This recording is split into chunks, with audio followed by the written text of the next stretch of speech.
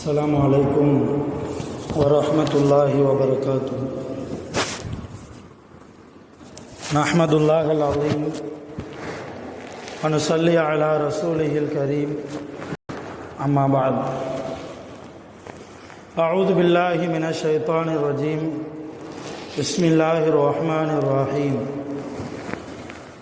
يا نار كوني بردا وسلاما على إبراهيم. وقال نبينا محمد رسول الله صلى الله عليه وسلم: إنما الأعمال بالنيات وإنما لامرئ ما نوى. صدق الله مولانا العظيم وصدق رسوله النبي الكريم، ونحن على ذلك من الشاهدين والشاكرين والحمد لله رب العالمين. எல்லா புகழும் அல்லாஹ் ஒருவனுக்கே உரித்தாக. எம்பெருமானார் முஹம்மது ரசூலுல்லாஹ் ஸல்லல்லாஹு அலைஹி வஸல்லம் அவர்கள் மீதும் அவர்களுடைய குடும்பத்தார்கள் மீதும் சஹாபா பெருமக்கள், தாபிஈன்கள், தபஅ தாபிஈன்கள், நாதாக்கள், சுஹதாக்கள், சாலிஹீன்கள், நம் அனைவர்கள் மீதும் அல்லாஹுவின் வற்றாத கருணையும் ஈடேற்றமும் என்றென்றும் நின்று நிலவட்டுமாக. ஆமீன். சங்கையான ஜமாத்தார்களே, அல்லாஹ்வின் அடியார்களே, அல்லாஹ்வுடைய அருளால் துல்காதாவுடைய மாதத்தின் இறுதியில் நாம் இருக்கிறோம். இன்ஷா அல்லாஹ் இன்னும் ஒரு வாரம் கழித்து துல்ஹஜ்ஜுடைய மாதம் நம்மை எல்லாம் அடைய இருக்கிறது. நபிகள் நாயகம் ஸல்லல்லாஹு அலைஹி வஸல்லம் அவர்கள் துல்ஹஜ் மாதத்தின் சிறப்புகளை நிறைய சொல்லியிருக்கிறார்கள். அதிலும் குறிப்பாக துல்ஹஜ் மாதத்தின் பிறை 1 to 10 வரைக்கும் அதிகமாக அமல்கள் செய்யக்கூடிய நாட்கள் என்று நபிகள் நாயகம் ஸல்லல்லாஹு அலைஹி வஸல்லம் அவர்கள் கூறிய ஹதீஸை நாம் பார்க்கிறோம். துல்ஹஜ்ஜினுடைய சிறப்புகள் ஒரு பக்கம் இருந்தாலும் துல்ஹஜ் மாதம் வந்துவிட்டாலே அது ஹஜ்ஜுடைய மாதம். இன்னொரு பக்கம் துல்ஹஜ் என்றால் சையதுனா இப்ராஹிம் அலைஹிஸ்ஸலாம் அவர்களுடைய தியாகத்தை நினைவு கூறக்கூடிய மாதம் துல்ஹஜ்ஜுடைய மாதம். சையதுனா இப்ராஹிம் அலைஹிஸ்ஸலாம் தன்னுடைய வாழ்நாளில் அல்லாஹ்வுக்காக தன்னுடைய தந்தையை தியாகம் செய்தார்கள். இப்ராஹிம் நபியினுடைய தந்தை ஆசர் அவர் ஒரு சிலையை செதுக்குபவர், சிலை வியாபாரி. அவருடைய கைகளால் சிலைகளை செய்து மக்களுக்கு வியாபாரம் செய்வார். மக்கள் ஆசரிடத்தில் இருந்து வாங்கிய சிலைகளை பூஜை செய்து அதை கடவுளாக வணங்குவார்கள். இது அவருடைய தொழிலாக இருந்தது. சையதுனா இப்ராஹிம் அலைஹிஸ்ஸலாம் அவர்கள் எப்பொழுது சிலைகள் எல்லாம் கடவுள்களாக மாற முடியாது என்கிற உண்மையை புரிந்து கொண்டார்களோ தந்தைக்கு எதிராக பேசினார்கள். தந்தையே, நீங்கள் தான் செய்கிறீர்கள், உங்களுடைய கரங்களால் சிலைகள் செய்யப்படுகிறது. அப்படியானால் அந்த சிலையின் மேல் இருக்கக்கூடிய ஈயையோ கொசுக்களையோ அல்லது இன்னும் சில பிராணிகளோ அந்த சிலைக்கு மேல் உட்கார்ந்தால் கூட அந்த சிலை தன் மேனியிலிருந்து அந்த கொசுக்களை, ஈக்களை, பிராணிகளை தட்டி விடுவதற்கு அதற்கு சக்தி கிடையாது. அப்படிப்பட்ட சிலைகளை நீங்கள் செய்கிறீர்கள், மக்கள் வாங்கி கொண்டு அதை கடவுளாக வணங்குகிறார்கள் என்றால் உண்மையிலேயே படைத்தவனுக்கு நாம் அநியாயம் செய்கிறோம் என்று எவ்வளவோ சொல்லி பார்த்தார்கள். ஆசரிடத்திலே, தன் தந்தை இடத்திலே இறுதியாக தன் தந்தை தன்னுடைய வழிக்கு வரவில்லை என்பதற்காக சையதுனா இப்ராஹிம் அலைஹிஸ்ஸலாம் தந்தையை விட்டும் அல்லாஹ்வின் பக்கம் போனார்கள்.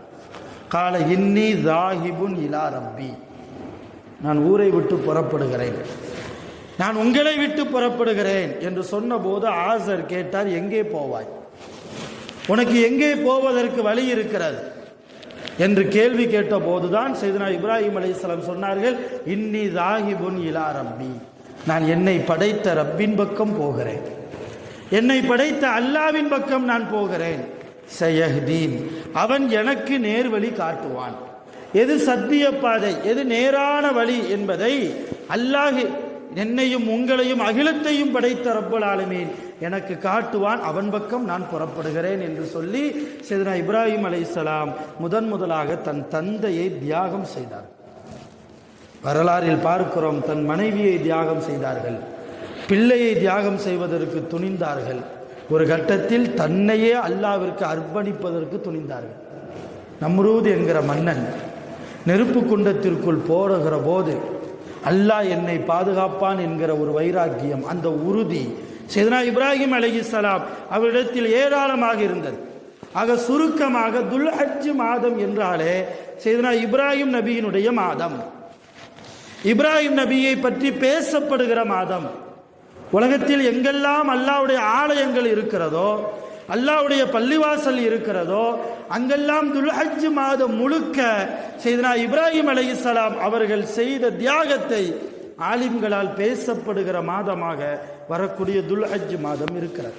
அருமையான பெருமக்களே, அல்லாஹ் இப்ராஹிம் நபியை தன் நண்பனாக தேர்ந்தெடுத்திருக்கிறார். அல்லாஹ் சையதுனா இப்ராஹிம் நபியை தன் நண்பனாக, அல்லாஹ் யாரையும் அவ்வளவு சீக்கிரமாக நண்பனாக தேர்ந்தெடுக்க மாட்டான். நபிகள் நாயகம் ஸல்லல்லாஹு அலைஹி வஸல்லம் அவர்கள் அல்லாஹ்வுடைய நேசர், அல்லாஹ்வுடைய அன்பர் தானே தவிர ரசூலுல்லாஹ் அல்லாஹ்வுடைய நண்பர் அல்ல. தன்னுடைய நண்பனாக, தன்னுடைய ஹலீலாக தேர்ந்தெடுத்தது அல்லாஹ் தஆலா சையதுனா இப்ராஹிம் அலைஹிஸ்ஸலாத்து வஸ்ஸலாம் அவர்களை மாத்திரம்தான்.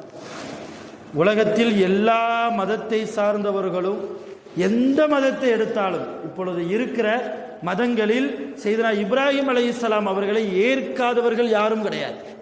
பெயர்கள் வேண்டுமானால் அவரவர்களுக்குண்டான மதங்களில் இப்ராஹிம் நபியுடைய பெயர்கள் வேறுபட்டு இருக்கலாம். சில பேர் ஆபிரகாம் என்கிறார்கள், சில பேர் இப்ராஹிம் என்கிறோம் இல்லையா? சில பேர் இன்னும் பல பெயர்களில் சையதுனா இப்ராஹிம் அலைஹிஸ்ஸலாம் அவர்களை ஈமான் கொண்டுதான் இருக்கிறார்கள். நாமும் நம்ம நபிகள் நாயகம் ஸல்லல்லாஹு அலைஹி வஸல்லம் அழகாக சொன்னார்கள், மில்லத்த அபீக்கும் இப்ராஹிம், இந்த மார்க்கம் உங்கள் அத்தா இப்ராஹிம் நபியினுடைய மார்க்கம். இப்ராஹிம் நபியை ஏற்காமல் ஒரு முஸ்லிமாக இருக்க முடியாது. இந்த மார்க்கம் முஹம்மது நபியினுடைய மார்க்கம். இந்த மார்க்கம் வெறுமன முஹம்மது நபிக்கு மட்டும்தான் சொந்தம் என்று யாராவது சொன்னால் அவன் உண்மையான மூமினாக இருக்க முடியாது. இந்த மார்க்கம் அல்லாஹ் குர்ஆனிலேயே சொல்கிறான், மில்லத்தை இப்ராஹிம். குர்ஆனிலேயே சொல்கிறான், மில்லத்தை இப்ராஹிம், இது இப்ராஹிம் நபியினுடைய மார்க்கம். இப்ராஹிம் நபி கொண்டு வந்த ஏகத்துவ மார்க்கத்தை தான் இப்ராஹிம் நபிக்கு பின்னால் வந்த எல்லா நபிமார்களும் நமது நபி உள்பட கடைசியாக அந்த மார்க்கத்தை தான் உயிர்ப்பித்தார்கள். இப்ராஹிம் நபியினுடைய மார்க்கத்தை தான் உயிர்ப்பித்தார்கள். நாம் இப்ராஹிம் நபியினுடைய மார்க்கத்தில் தான் இருக்கிறோம்.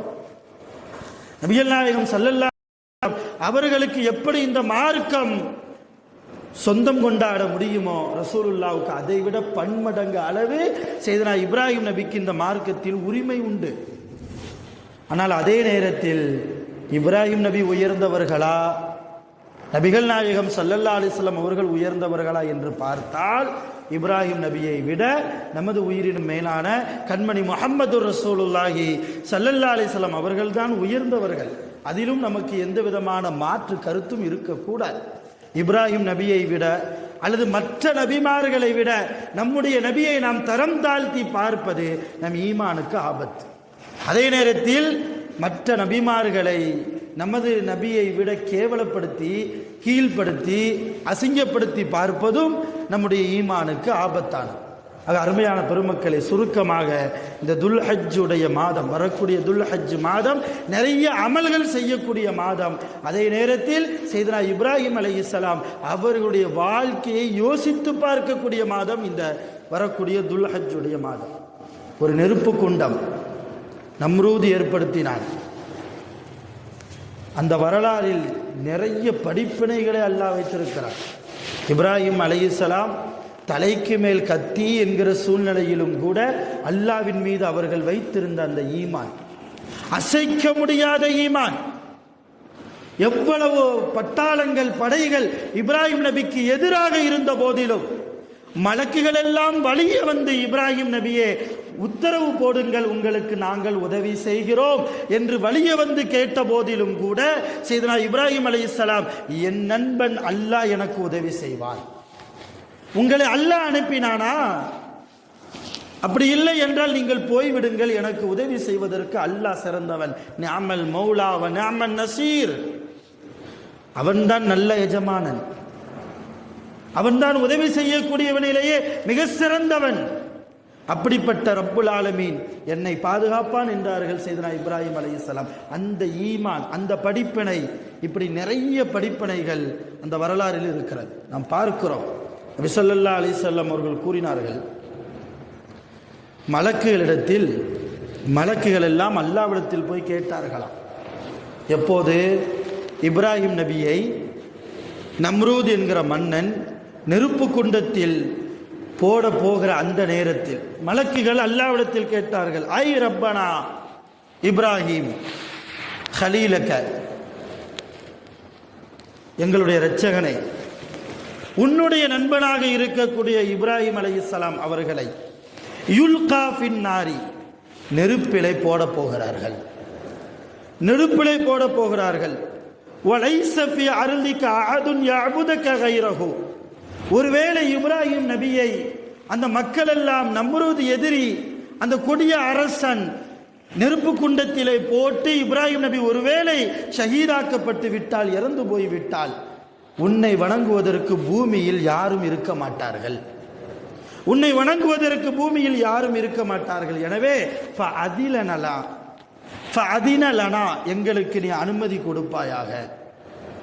எதற்கு? ஃபி நுஸ்ரத்திஹி, இப்ராஹிம் நபிக்கு நாங்கள் உதவி செய்ய வேண்டும் என்று மலக்குகள் கேட்டபோது அல்லாஹ் சொன்னான், அன்னஹு ஹலீலி, இப்ராஹிம் என்னுடைய நண்பர், லைஸலி கைரஹு, இப்ராஹிம் நபியை தவிர வேறு யாரும் என்னுடைய நண்பனாக இல்லை.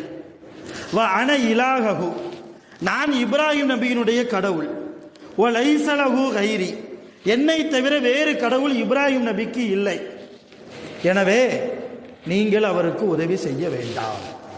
அல்லாஹ் சொல்லிவிட்டான், நீங்கள் அவருக்கு உதவி செய்ய வேண்டாம். ஒருவேளை என்னை தவிர அவர் உங்களை அழைத்தால், என்னை தவிர என்னுடைய நண்பர் சையதுனா இப்ராஹிம் உங்களை அழைத்தால் நீங்கள் உதவி செய்யுங்கள், அதை நான் தடுக்க மாட்டேன்.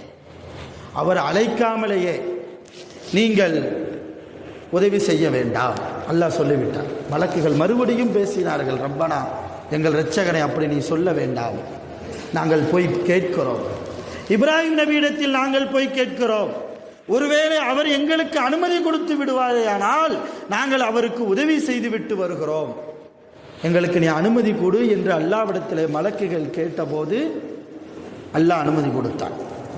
சரி, எனக்கு தெரியும் என் நண்பனை பற்றி, என்னுடைய அடியாரை பற்றி எனக்கு தெரியும், என்னுடைய அடியார், என்னுடைய நண்பன் என்னை தவிர வேறு யாரிடத்திலும் உதவி கேட்க மாட்டார், என்னை தவிர வேறு யாரிடத்திலும் உதவி கேட்க மாட்டார் என்பது எனக்கு உங்களை விட இப்ராஹிம் நபியை பற்றி மிக நன்காக தெரியும், வேண்டுமென்றால் போய் கேட்டுவிட்டு வாருங்கள். மலக்குகள் வந்தார்கள். மலைக்கு பொறுப்பாக இருக்கக்கூடிய ஒரு மலக்கு வந்தார் இப்ராஹிம் நபியிடத்தில்.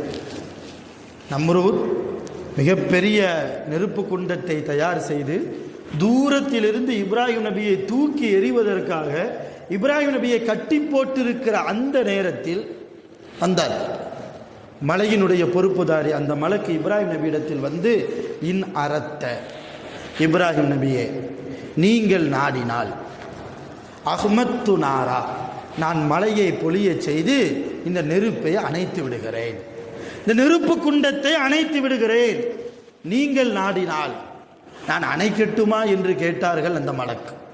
சையதுனா இப்ராஹிம் அலைஹிஸ்ஸலாம் வேண்டாம் என்றார்கள். வேண்டாம், அல்லாஹ் உங்களை அனுப்பினானா? அல்லாஹ்வுடைய உத்தரவா? அல்லாஹ்வுடைய உத்தரவு அல்ல, நாங்கள் அல்லாஹ்விடத்தில் கேட்டுவிட்டு வந்திருக்கிறோம், அப்படியானால் வேண்டாம், நீங்கள் எங்களுக்கு உதவி செய்ய வேண்டாம். அடுத்து காற்றுக்கு பொறுப்புதாரியாக இருக்கக்கூடிய ஒரு மலக் அவர் வந்தார்.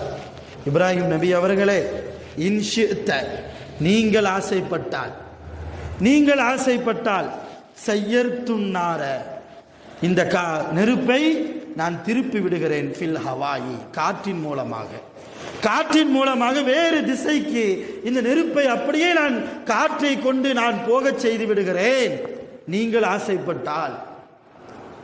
சையதுனா இப்ராஹிம் அலைஹிஸ்ஸலாம் சுற்றி நின்ற மலக்கை பார்த்து சொன்ன வார்த்தை என்ன தெரியுமா? லா ஹாஜத் லீ இலைக்கும், உங்கள் பக்கம் எனக்கு எந்த தேவையும் இல்லை என்றார்கள்.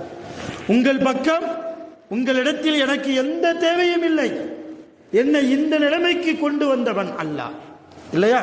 அவன் நாடாமல் இந்த இடத்திற்கு நான் வந்திருக்க முடியாது. அப்படியானால் என்னை பாதுகாக்கிற பொறுப்பு அல்லாஹ்வுக்கு சொந்தமானது. நான் அவனுக்கு உண்மையான விசுவாசியாக, நல்ல அடியானாக நான் வாழ்ந்திருக்கிறேன். அவனுடைய மார்க்கத்தை உலகம் முழுக்க, குறிப்பாக நான் வாழ்கிற பகுதியில் எந்த அளவு முடியுமோ இஹ்லாஸோடு, நல்ல நிய்யத்தோடு அவனுடைய மார்க்கத்தை நான் பரப்பியிருக்கிறேன். அவனுடைய நண்பனாக அவன் என்னை தேர்ந்தெடுத்து கொண்டான். என்னை பாதுகாக்கிற பொறுப்பு அவனை சார்ந்தது, அவனை சார்ந்தது. அவன் உதவி செய்யட்டும், உங்கள் பக்கம் எனக்கு எந்த தேவையும் இல்லை. கொஞ்சம் யோசிக்கிறோம், எவ்வளவு இக்கட்டான சூழ்நிலை இல்லையா? உயிர் போகக்கூடிய நிலைமை, கரித்து சாம்பலாக்கக்கூடிய நெருப்பு ஜுவாலையில் அந்த நம்ரூத் என்கிற மன்னன் போட போகிறான் சில வினாடிகளில். அந்த நேரத்தில் நாம் இருந்து நம்மிடத்தில் ஒரு மலக்கு வந்து உதவி செய்யட்டுமா என்று கேட்டால் என்ன கேள்வி கேட்குறீங்க? தாராளமாக உதவி செய்யுங்கன்னு சொல்லியிருப்போம் இல்லையா? இதெல்லாம் ஒரு கேள்வியா? அல்லாவுடைய அடியான் தானே, அல்லாவுடைய நண்பன் தானே, கேட்காமலேயே உதவி செய்கிறது தானே ஒரு மலக்குக்கு பொறுப்பு. இப்படியெல்லாம் நாம் பேசியிருப்போம். நான் சையதுனா இப்ராஹிம் அலைஹிஸ்ஸலாம் அந்த நேரத்திலும் அல்லாஹ்வினுடைய நம்பிக்கையை விடவில்லை, அல்லாஹ்வுடைய நம்பிக்கையை விடலை. மிகப்பெரிய படிப்பினை நமக்கு. லேசா அல்லாஹ் கொஞ்சம் நம்மளை ஆட்டி பார்த்தா அல்லாஹ்வையும் மறந்து போகிறோம் இல்லையா? அல்லாஹ் இதுக்கு மேலேயுமா நமக்கு உதவி செய்வான்? அல்லாஹ்வின் மீது நிராசையாகிறோம். அருமையான பெருமக்களே, எவ்வளவு சோதனை வந்தாலும் அவன் கொடுத்த சோதனை எனக்கு எவ்வளவு தாங்க முடியுமோ அந்த அளவுதான் அல்லாஹ் எனக்கு சோதனையை தருவான். எனக்கு தாங்க முடியாத அளவுக்கு அல்லாஹ் ஒருபோதும் எந்த அடியாருக்கும் அல்லாஹ் சோதனையை கொடுப்பதில்லை. ஆழமான நம்பிக்கை வேண்டும். மற்ற நேரத்தில் அல்லாஹ்வை நாம் நம்புவதை விட இது போன்ற இக்கட்டான சூழ்நிலையில் அவனை நம்பி வாழ்ந்தால் ஒருபோதும் அவன் நம்மை கைவிட மாட்டான், எந்த சூழ்நிலையும் கைவிட மாட்டான். அடுத்தவர் நம் மீது வைத்திருக்கிற நம்பிக்கையை கைவிடுவது என்கிற பழக்கம் மனிதர்களை சார்ந்தது. நம்பிக்கைக்கு துரோகம் செய்வது மனிதர்களுடைய குணம், அல்லாஹ்வுடைய குணம் அல்ல. அல்லாஹ்வின் மீது நாம் முழுமையான நம்பிக்கையை வைத்து விட்டால், முழுமையான தவக்குலை வைத்து விட்டால், பரிபூர்ணமான ஈமானின் அடிப்படையில் அல்லாஹ் என்னை பாதுகாப்பான். என் குடும்பத்திற்கு அவன் பொறுப்புதாரி, என் வியாபாரத்திற்கு அவன் பொறுப்புதாரி, என்னுடைய லாப நஷ்ட காரியங்களுக்கு அவன் பொறுப்புதாரி. எனக்கு நோயா அவன் ஷிஃபாவாக்குவான், எனக்கு சோதனையா சோதனை காலத்தை விட்டும் சந்தோஷமான காலத்தை அல்லாஹ் எனக்கு தருவான் என்கிற நம்பிக்கை இன்றைக்கு பல முஸ்லிம்களிடத்தில் காணாமல் போயிருக்கிறது. அருமையான பெருமக்கள், இங்கே நாம் யோசிக்கிறோம், இப்ராஹிம் நபி என்ன பாவம் செய்தார்கள்? இப்ராஹிம் நபி என்ன பாவம் செய்தார்கள்? ஏன் அல்லாஹ் இப்ராஹிம் நபியை சோதிக்க வேண்டும் என்றால், இந்த சோதனையில் ரெண்டு விதமான நோக்கம் இருக்கிறது. அல்லாஹ்வுடைய நோக்கம் ஒன்று, தன்னை பற்றி, அதாவது அல்லாஹ்வை பற்றி மற்றவர்கள் தெரிய வேண்டும். அல்லாஹ் எப்படியெல்லாம் உதவி செய்வான், எந்த இக்கட்டான சூழ்நிலையிலும் அல்லாஹ் நாடினால் ஒரு வினாடி பொழுது கூட ஆகாது அல்லாஹ்வுடைய உதவி நமக்கு வரும் என்கிற அல்லாஹ்வுடைய உதவி குறித்து மக்கள் புரிய வேண்டும் என்பதற்காக இப்ராஹிம் நபியின் மூலமாக இந்த சோதனை. இரண்டாவது, சோதனைக்கு தள்ளப்பட்ட மனிதர். ஒரு மனிதருக்கு அல்லாஹ் சோதனை கொடுக்கிறான்னா அவருடைய ஈமான் எப்படி இருக்கிறது? கொஞ்சம் சஞ்சலப்பட்டிருக்குதா, கொஞ்சம் ஆட்டம் காட்டியிருக்கிறதா, ஏற்கனவே இருந்த ஈமானை விட இன்றைக்கு சோதனை கொடுத்த போது அந்த ஈமான் கொஞ்சம் குறைந்திருக்கிறதா? எல்லாம் சோதித்து பார்ப்பான். அந்த மனிதனை சோதிப்பதற்காக, அந்த மனிதனுடைய ஈமானை கண்காணிப்பதற்காக, இந்த ரெண்டு விதமான நோக்கத்திற்காகத்தான் அல்லாஹ் இப்ராஹிம் நபியை சோதித்தான். 90 வயது வரைக்கும் இப்ராஹிம் நபிக்கு குழந்தையே இல்லை. இப்ராஹிம் நபிக்கும் ஹாஜரா அம்மாவுக்கும் சேர்த்து 90 வயது வரைக்கும் குழந்தையே இல்லை. 90 வயதை தாண்டியதற்கு பின்னால் இஸ்மாயில் என்கிற ஒரு குழந்தையை அல்லாஹ் கொடுத்தான். இஸ்மாயில் நபியை கொடுத்ததற்கு பின்னால் அல்லாஹ் சோதித்தான். காரணம், இஸ்மாயில் நபியின் மீது இப்ராஹிம் அலைஹிஸ்ஸலாம் அளவுக்கு அதிகமான பாசம். அளவுக்கு அதிகமான பாசம். அல்லாஹ் சோதிக்க நாடினான். குழந்தையை கொடுப்பதற்கு முன்னால் இந்த இப்ராஹிம் என் மீது பாசம் வைக்கக்கூடிய என் நண்பராக இருந்தார். இப்பொழுது நான் குழந்தையை கொடுத்து விட்டேன், ஒரு இஸ்மாயிலை நான் கொடுத்து விட்டேன். ஒரு ஆண் குழந்தையை பெற்றெடுத்ததற்கு பின்னால் என் மீது வைத்த பாசம் ஜெயிக்கிறதா அல்லது இஸ்மாயிலின் பாசம் ஜெயிக்கிறதா? அல்லாஹ் சோதிக்க நாடினான். அதனால் பாலைவனத்தில் போய் விட்டுவிட சொன்னான். கனவின் மூலமாக மகனை அறுப்பது போன்று கனவை கொடுத்தார். எல்லா சோதனையிலும் இப்ராஹிம் நபி பாஸ் ஆனார்கள், ஜெயித்தார்கள் இல்லையா? அந்த இப்ராஹிம் நபியுடைய வாழ்க்கை வெட்ட வெளிச்சம் நமக்கு படிப்பனையாக அமைய வேண்டும். அல்லாஹ் சோதிக்கிற போது அதில் நாம் வெற்றி கொள்ள வேண்டும். அல்லாஹ்வுடைய சோதனையை வெற்றி கொள்ள வேண்டும். எப்படி வெற்றி கொள்வது? பொறுமைதான். ஒன்று அல்லாஹ்வின் மீது நம்பிக்கை, அல்லாஹ் கைவிட மாட்டான் என்கிற நம்பிக்கை. ரெண்டாவது பொறுமை. நமக்கு என்ன பலகீனம்னா கேட்ட உடனேயே கிடைச்சிடணும். நம்ம எல்லாரும் எதிர்பார்க்குற ஒரு விஷயம் அதுதான். ஒரு இக்கட்டான சூழ்நிலை, ரப்பிட்ட நான் கேட்குறேன்னா உடனே அல்லாஹ் தந்துடணும் என்று எதிர்பார்க்கிறோம். அந்த எதிர்பார்ப்பு தவறில்லை. ஆனால் அந்த எதிர்பார்ப்பு சரியாகிற இடத்தில் நாம் இருக்கிறோமா? நான் கேட்ட உடனே என் ரப்பு தருவான் என்கிற இடத்தில் நான் இருக்கிறேனா என்பதை நான் யோசிக்கணுமா இல்லையா? எல்லா பாவமும் செய்கிறது, பொய்யிலிருந்து புறத்திலிருந்து எல்லா பாவத்தையும் செய்துட்டதுக்கு பின்னால் அல்லாட்ட கேட்டால் உடனே தரணும்னு எதிர்பார்த்தா எப்படி தருவான்? அவன் கொஞ்சம் நேரம் எடுப்பான். நல்ல அடியார்களுக்கு அல்லாஹ் கேட்ட உடனேயே கொடுப்பதில்லை, மாறி மாறி கேட்க வைப்பான். திரும்ப திரும்ப அந்த அடியானை அளவைத்து பார்ப்பான். அல்லாஹ் சில அடியார்களுடைய கண்ணீரை நேசிக்கிறான். அல்லாஹ் விளங்கணும், அல்லாஹ் சில அடியார்களுடைய கண்ணீரை கூட நேசிக்கிறான். இந்த அடியான் என்னிடத்தில் அழுவது எனக்கு விருப்பமாக இருக்கிறது அல்லாஹ் நினைக்கிறான். அதனால் சில அடியார்கள் தஹஜ்ஜத்தில் எழுந்து அழுது புலம்புவார்கள். திரும்ப திரும்ப ஒவ்வொரு நாளும் நாள் ஆக ஆக அல்லாஹ்வின் மீது அந்த நம்பிக்கையோடு அல்லாஹ் என்றைக்காவது தருவான். இவர் எதிர்பார்த்ததை விட அதிகமாக அல்லாஹ் கடைசியில் கொடுத்து விடுவான். எதிர்பார்த்ததை விட அதிகமாக. செய்தனா அய்யூப் அலைஹிஸ்ஸலாம் உடல் முழுக்க நோய்வாய்ப்பட்ட போதும் கூட கடைசி வரைக்கும் அல்லாஹ்வை மறக்காமல் கண்ணீர் விட்டு கதறினார்கள். மனைவி போய்விட்டார்கள், எல்லா பிள்ளைகளும் இறந்து விட்டார்கள், சொத்து சுகங்கள் எல்லாம் பறிபோய்விட்டது. நிர்கதியற்ற அந்த நேரத்திலும் கூட அல்லாஹ் உடல் முழுக்க நோயை கொடுத்தாய், பரவாயில்லை, இந்த நாவை மட்டும் கொஞ்சம் விட்டு வச்சிருந்தாங்க. இந்த நாவல புண்ணு வருது லேசா, இந்த நாவல ஒரு விதமான புண்ணு வருது, அதை மட்டும் விட்டு வச்சு. ஏன் தெரியுமா? உன்கிட்ட துவா கேட்கணும், உன்னை நான் தஸ்பீஹ் செய்யணும், உன்னுடைய நாமங்களை நான் மொழிய வேண்டும், உன்னை திக்ர் செய்யணும். அதுக்காக இந்த நாவை மட்டும் விட்டு வைத்து விடு என்று அந்த நேரத்திலும் அழுதார்கள். பல மாதங்களாக செய்தனா அய்யூப் அலைஹிஸ்ஸலாம் அவர்களை அல்லாஹ் சோதித்து தானே பார்த்தான். நபிமார்களை விட நாம் உயர்ந்தவர்களா? கொஞ்சம் யோசிக்கணும். நபிமார்களை விட நாம் உயர்ந்தவர்களா? பரிசுத்தவான்கள் நபிமார்கள், பாவம் செய்யாதவர்கள் நபிமார்கள். அப்படிப்பட்ட நபிமார்களே அல்லாஹ் கடுமையாக சோதித்திருக்கிறான் என்றால் நாமெல்லாம் எம்மாத்திரம்? நம் வாழ்க்கையில் சோதனை வரும். நம்பிக்கை இழக்காதீர்கள் என்கிறேன். நம்பிக்கை இழக்காதீர்கள். அல்லாஹ்வின் மீது வைக்கிற அந்த நம்பிக்கை, அதே நேரத்தில் பொறுமை. ஃபஸபுருன் ஜமீல், அழகான பொறுமை. அல்லாஹ் குர்ஆனில் சொன்னார். நபி யூசுப் அலைஹிஸ்ஸலாம் ஒரு மனிதன் சந்திக்க கூடாததையெல்லாம் சந்தித்தார்கள் இல்லையா? அமைச்சருடைய மனைவி என்னை கெடுக்க வந்தான், என் கற்பை சூறையாட வந்தான் இந்த யூசுப் என்ற அபாண்டமான பழியை போட்ட போதும் கூட தப்பே செய்யாத நேரத்தில் சிறையில் அடைக்கப்பட்டார்கள் நபி யூசுப் அலைஹிஸ்ஸலாம். சிறையில் இருந்த போதும் கூட அல்லாஹ்வை மறக்காமல் சிறைவாசிகளுக்கு அல்லாஹ்வுடைய ஏகத்துவத்தை எத்தி வைத்தார்களே. தந்தையை விட்டும் பிரித்தான், சகோதரர்களை விட்டும் பிரித்தான் அல்லாஹ் செய்தனா யூசுப் அலைஹிஸ்ஸலாம் அவர்களை. சகோதரருடைய சூழ்ச்சியின் காரணமாக கிணற்றிலே போடப்பட்டு தந்தை யாக்கூப் அலைஹிஸ்ஸலாம் அவர்களை விட்டும் பல ஆண்டுகள் இல்லையா, பல ஆண்டுகள் யாக்கூப் அலைஹிஸ்ஸலாமும் பொறுமையாக இருந்தார்கள். அல்லாஹ் என் மகன் யூசுஃபை எனக்கு திரும்ப தருவான். அழுது அழுது அல்லாஹ்விடத்தில் கேட்டு கேட்டு யாக்கூப் நபிக்கு பார்வையே போய்விட்டது. யூசுப் நபியினுடைய பரக்கத்தால் மறுபடியும் அந்த பார்வை கிடைத்தது. குர்ஆன் கூறக்கூடிய வரலாறு. ஹதீஸில் நாம் பார்க்கிறோம். இப்போ எதற்காக சொல்கிறேன் என்றால், அருமையான பெருமக்களை, செய்தனா இப்ராஹிம் அலைஹிஸ்ஸலாம் அவர்களுடைய வாழ்க்கை முழுக்க நமக்கு படிப்பினை, மிக முக்கியமான படிப்பினை. அவர்களிடத்தில் இருந்த அந்த அல்லாஹ் எனக்கு உதவி செய்வான் என்கிற நம்பிக்கை.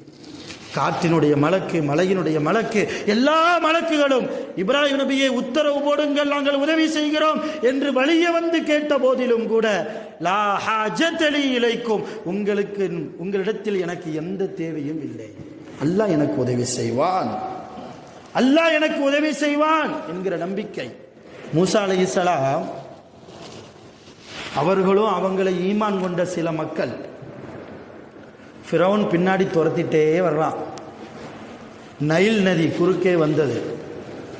மூசா நபியை ஈமான் கொண்ட மக்களில் சில மக்கள் மூசா நபியை திட்டுனாங்க. அந்த நேரத்தில் உன்னைய போய் ஈமான் கொண்டோமே, இந்த சாட்டில் அமைதியாக இருந்தால் ஃபிரௌன் தர்ற ஏதாவது சாப்பிட்டுட்டு எகிப்திலேயே இருந்திருக்கலாமே.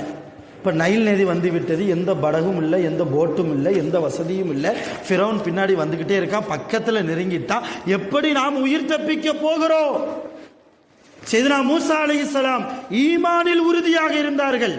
என் அருமை தோழர்களே, ஒருபோதும் சஞ்சலப்படாதீர்கள். அல்லாஹ் நம்மை கைவிடவே மாட்டான். அவன் பக்கத்தில் தான் வர முடியும். யார்? ஃபிரௌன் பக்கத்தில் தான் வர முடியும். நம்மை அவனுடைய விரல் நகம் கூட நம் மீது படாது. உறுதியாக இருங்கள், நான் அல்லாஹ்விடத்தில் பேசுகிறேன் என்று கையை உயர்த்தினார்கள். ரப்பனா, இறைவா, எங்களை பாதுகாத்து விடு, ஃபிரௌனை விட்டும் எங்களை பாதுகாத்து விடு. அல்லாஹ் என்ன சொன்னான்? மூசாவே, உங்கள் கையில் வைத்திருக்கிற தடியை வைத்து நீங்கள் அந்த நைல் நதியில் அடியுங்கள், பாதை கிடைக்கும் என்றார். அடித்தார்கள், பாதை கிடைத்தது. பாதை கிடைத்தது. உள்ளே நடந்து போனார்கள். 2 பக்கமும் அலைகள், கடல்கள், நடுவே பாதை. கொஞ்சம் கற்பனை செய்து பாருங்கள், முடியுமா? நம்மால் முடியுமா? அல்லாஹ் நாடினால் கடலை கூட பிளக்க வைப்பான். ஒரு அடியானுக்காக, உண்மையான அடியானுக்காக. அல்லாஹ் நம்மிடத்தில் பார்ப்பது ஸ்ட்ராங்கான ஈமான், கலக்கமில்லாத ஈமான், தூய்மையான ஈமான், பரிசுத்தமான ஈமான், அல்லாஹ் மட்டுமே இருக்கிற உள்ளம். இந்த உள்ளத்தை தான் அல்லாஹ் பார்க்கிறான். இன்றைக்கு அல்லாஹ்வை தவிர எல்லா அழுக்குகளும் உள்ளே இருக்கிறது, இல்லையா? மனிதர்களுடைய உள்ளங்களில் அல்லாஹ்வை தவிர எல்லா அழுக்குகளும் உள்ளே இருக்கிறது. அழுக்குகள் இருக்கிற இடத்தில் அல்லாஹ் வரமாட்டானே. அழுக்குகள் இருக்கிற இடத்தில் அல்லாஹ்வுக்கு என்ன வேலை? அதனால் நிறைய சஞ்சலங்களை சந்திக்கிறோம், நிறைய வேதனைகளை அனுபவிக்கிறோம். ஒரு தொழில் என்று பார்த்தால் தோல்வி அடைகிறோம், அரசியல் ரீதியாக தோல்வி அடைகிறோம், ஆன்மீக ரீதியாக தோல்வி அடைகிறோம். எல்லா இடத்திலும் இன்றைக்கு முஸ்லிம்கள், குடும்பத்திலும் கூட மனைவிக்கு முன்னால் ஜெயிக்க முடியலையே, இல்லையா? மனைவிட்டு ஏதாவது பேசி அமைதியாகிற முடியுமா? ஒரு நல்ல முடிவை குடும்பத்திலும் கூட எடுக்க முடியாத சூழ்நிலையில் நாம் இருக்கிறோம் என்றால் அதற்கு காரணம் அல்லாஹ்வை குறை சொல்றது இல்லை, நாம தான் காரணம். இப்ராஹிம் நபியிடத்தில் இருந்த அந்த முழுமையான, மூசா நபியிடத்தில் இருந்த அந்த முழுமையான ஈமான், பாதை பிளந்தது, கடல் வழிவிட்டது, உள்ளே இறங்கி போனார்கள், அந்த கரையை தொட்டார்கள். ஃபிரௌன் உள்ளே வந்தான். அல்லாஹ் நைல் நதிக்கு உத்தரவு போட்டான். கடல், நைல் நதி மூழ்கியது, மூடிக்கொண்டது. இந்த நதியிலேயே இருந்து தத்தளித்து ஃபிரௌன் உயிரை விட்டான் என்பது வரலாறு. அருமையான பெருமக்களே, அல்லாஹ் ஒரு விஷயத்தை சொல்லிவிட்டால், நல்ல பரிபூர்ணமான ஈமான்தாரிக்கு அடையாளம் என்ன தெரியுமா? என் அல்லாஹ் சொல்லிட்டா நான் செய்வேன், என் அல்லாஹ் சொல்லிவிட்டால் நான் செய்வேன், என் ரசூல் சொல்லிவிட்டார்கள் நான் செய்வேன். இதை செஞ்சா எப்படி? உலக வாழ்க்கைக்கு அதெல்லாம் சாத்தியமா அப்படிங்கிற யோசிக்கிற இடத்துக்கு ஷைத்தான் நம்ம தள்ளிட்டான். ஷைத்தான் நம்மளை தள்ளிட்டான். அதனால யோசிக்கிறோம். இந்த காலத்தில் குர்ஆன் ஹதீஸ்லாம் பார்த்து வாழ முடியுமா என்கிற நாவு கூசாமல் பேசுகிற இடத்திற்கு நாம் வந்து விட்டோம். செய்தனா இப்ராஹிம் அலைஹிஸ்ஸலாம் அவருடைய குடும்பத்தின் மூலமாக அல்லாஹ் நமக்கு நிறைய படிப்பினைகளை தந்திருக்கிறான். அருமையான பெரியோர்களே, இதை சொல்றாங்க மகனிடத்தில், மகனே, இன்னி அராஃபில் மனாமி, ஒரு கனவு கண்டேன், அன்னி அஸ்பஹுக, உன்னை அறுப்பது போன்று நான் கனவு கண்டேன், உன்னையை மல்லாக்க போட்டு அறுப்பது போன்று அல்லாஹ்வுக்காக நான் கனவு கண்டேன். நீ என்ன நினைக்கிறப்பா? நீ என்ன யோசிக்கிற? 10 வயதிற்கும் கீழாக இருக்கக்கூடிய செய்தனா இஸ்மாயில் அலைஹிஸ்ஸலாம் என்ன சொன்னாங்க தெரியுமா? யா அபதி, என் அருமை தந்தையே, இஃப்அல் மா துஅமர், அல்லாஹ் உங்களுக்கு என்ன ஏவினானோ அதை செய்யுங்கள். நபிமார்களுடைய கனவும் அல்லாஹ்வுடைய வஹி. நபிமார்களுக்கு கனவு வருதுன்னா சாதாரண நம்ம கனவும் நபிமார்களுடைய கனவும் ஒரே கனவு இல்லை. நம்ம கனவு சைத்தான்புரத்திலிருந்து வர்றது. ஆனால் நபிமார்கள் காண்கிற கனவு என்பது அல்லாஹ்வுடைய இறை செய்தி. அது வஹி. அது சாதாரணம், அதை விட்டு விட முடியாது. அதனால போய் கேட்டாங்க. இஸ்மாயில் நபி என்ன சொன்னாங்க? இஃப்அல் மா துஅமர், அல்லாஹ் உங்களுக்கு எதை ஏவினானோ அதை செய்யுங்கள். என்னை அறுப்பதுதான் அல்லாஹ்வுக்கு சந்தோஷமா? என்னை தியாகம் செய்வதற்கு நான் தயார். எத்தனை வயசு? 10 வயதிற்கும் கீழே. இன்னைக்கு அல்லாஹ் நமக்கு அந்த மாதிரி ஒரு கனவை கொடுத்து நம்ம பிள்ளைகிட்ட போய் மகன்கிட்ட போய் கேட்டா, பாப்பா நேற்று ஒரு கனவு நான் கண்டேன், உங்களை தூக்கி போட்டு அறுக்கிற மாதிரி. நீங்கள் இன்னைக்கு தான் கனவு கண்டிருக்கீங்க, நேற்று உங்களை தூக்கி போட்டு நான் அறுக்கிற மாதிரி கனவு கண்டேன். முதல்ல என் கனவை நான் நிறைவேற்றிக்கிறேன், அதுக்கப்புறம் உங்கள் கனவை பற்றி யோசிப்போம். அப்படிப்பட்ட குழந்தைகளாகத்தான் பிள்ளைகளாகத்தான் நம்முடைய பிள்ளைகள். அருமையான பெருமக்களை யோசிக்கிறோம். அல்லாஹ் சொல்லிவிட்டானா யோசிப்பதற்கு என்ன வேலை? ஏன்னா அல்லாஹ் சொல்லிவிட்டான், இப்படி வாழுங்கள், என் மீது உங்கள் நம்பிக்கை இப்படி இருக்கட்டும், என்னை வணங்கக்கூடிய உங்களுடைய அழகான இபாதத் அழகாக இருக்கட்டும், அடுத்தவருக்காக என்னை வணங்காதீர்கள். உங்கள் வாழ்க்கையில் நீங்கள் ஜெயிப்பதற்காக, உங்கள் கபரில் நீங்கள் சந்தோஷமாக புதுமா பிள்ளையை போன்று உறங்குவதற்காக, உங்கள் கியாமத்தில் நீங்கள் வெற்றி பெறுவதற்காக என்னை வணங்குங்கள். நான் எப்படி ஆசைப்படுகிறேனோ அதன்படி வாழுங்கள். அல்லாஹ் சொன்னான். செய்ய மறுத்து இருக்கிறோம் இல்லையா? செய்ய மறுத்து இருக்கிறோம். நபி ஸல்லல்லாஹு அலைஹி வஸல்லம் என்னை பாருங்கள் என்றார்கள். என்னை பாருங்கள், நான் எப்படி வாழ்கிறேன், எப்படி சாப்பிடுகிறேன், எப்படி தூங்குகிறேன், என் மனைவியோடு என் வாழ்க்கை எப்படி இருக்கிறது, என் உறவுக்காரர்களோடு, என் ஜமாத்தார்களோடு, என் தோழர்களோடு என் வாழ்க்கை எப்படி இருக்கிறது, என் கொடுக்கல் வாங்கல், என்னுடைய வியாபாரம், என்னை பாருங்கள், உங்கள் வாழ்க்கை வெளிச்சம் என்றார்கள் நபி ஸல்லல்லாஹு அலைஹி வஸல்லம். இன்றைக்கு அல்லாஹ்வுடைய கட்டளையை மறந்தோம், ரசூலுல்லாவை பார்க்க மறந்தோம், ரசூலுல்லாவுடைய வாழ்க்கையை பற்றி யோசிப்பதற்கு கூட நேரம் கிடைக்காத அளவுக்கு வியாபாரத்தில் மூழ்கி கிடக்கிறோம். எப்படி அல்லாஹ்வுடைய ரஹ்மத்தும் பரக்கத்தும் கிடைக்கும்? உண்மையான பெருமக்களே, இந்த நேரத்திலும் அல்லாஹ் நம்மை, அல்லாஹ்வை மறந்து வாழக்கூடிய இந்த சூழ்நிலையிலும் அல்லாஹ் நம்மை கைவிட்டு விடாமல் அவன் கொடுக்கிற ரிஸ்கை நமக்கு தந்து கொண்டுதானே இருக்கிறான். கொஞ்சம் யோசிங்க. நாம் அடுத்தவரிடத்தில் காட்டுகிற குரோதத்தை போன்று அல்லாஹ் நம்மீது குரோதம் காட்ட ஆரம்பித்து விட்டால், இவன் என்ன வணங்குறான், இவனுக்கு ஏன் நான் உதவி செய்யணும் என்கிற இடத்தில் அல்லாஹ் யோசிக்க ஆரம்பித்து விட்டால், ஒரு நிமிடம் நம்மால் வாழ முடியுமா இந்த உலகத்திலே? நாளை கபரிலே, கியாமத்துடைய நாளிலே ஆழமாக யோசிக்கணும் அருமையான பெருமக்களே. அதனால் சையதுனா இப்ராஹிம் அலைஹிஸ்ஸலாம் அவர்களுடைய தியாகத்தை உலகம் முழுக்க பேசப்படக்கூடிய புனிதமான துல்ஹஜ்ஜுடைய மாதத்தை நாம் நெருங்கி கொண்டிருக்கிறோம். கூடுமான வரைக்கும் சையதுனா இப்ராஹிம் அலைஹிஸ்ஸலாம் அவர்களுடைய தியாகத்தை புரிந்து, அவருடைய வாழ்க்கையை அறிந்து, அவர்களுடைய வாழ்க்கையின் மூலமாக அல்லாஹ் தஆலாவும் நபி ஸல்லல்லாஹு அலைஹி வஸல்லம் அவர்களும் என்னென்ன படிப்பினைகளை நமக்கு தந்தார்களோ அந்த படிப்பினைகளை நம்முடைய வாழ்க்கையில் நாம் ஆக்கிக் கொள்ள வேண்டும். வல்ல ரஹ்மான் அப்படிப்பட்ட நல்ல நசீபை நம் அனைவர்களுக்கும் நிரப்பமாக தந்த அருள் புரிவானாக. ஆஷிரு தஅவானா அல்ஹம்துலில்லாஹி ரப்பில் ஆலமீன். அஸ்ஸலாமு அலைக்கும் வரஹ்மத்துல்லாஹி வபரகாத்துஹு.